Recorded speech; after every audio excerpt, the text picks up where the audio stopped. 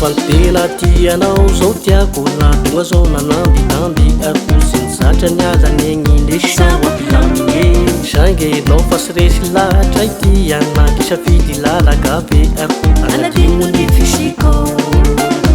na de zandro zanenenako nidianao amifomadio sanky asakasakao namadike fomapiagny ndraindray metisy akivy Faz ataoko monina tegna faraisiko malatra mimoaly na de zandro zanenenako nidianao amifomadio sanky asakasakao namadike fomapiagny ndraindray metisy akivy Faz ataoko monina tegna faraisiko malatra mimoaly Ionanao rehefa tsanjara fitiava-zikry tiako Natikanao metsana matony safidiny ave Alevi valony tantaro saky fanandiso fanantenany Kotery tsy maintsy hoanady Ionanao rehefa tsanjara fitiava-zikry tiako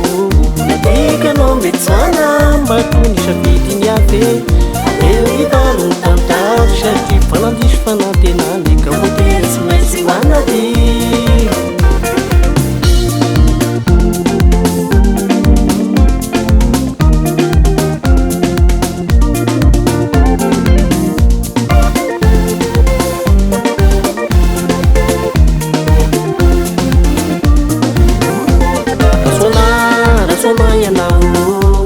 Sandaniko fotoagny tony aleko ipanzinany ave metoty arenasa zao rasoanany anavo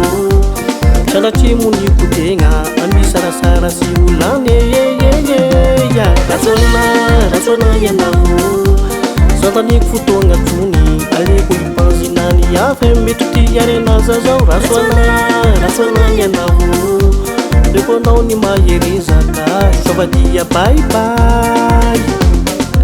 Haiko fambolo sareo zao nasondroany zao maray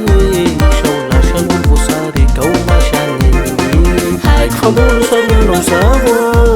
namarary ny radrapoko fa voavitake mositrany any Haiko fambolo sareo zao nasondroany zao maray sao lasan'olo voasary kao masany Haiko fambolo sareo zao namarary ny radrapoko fa voavitake mositrany any Ionanao rehefa tsanjara fitiava-zikry tiako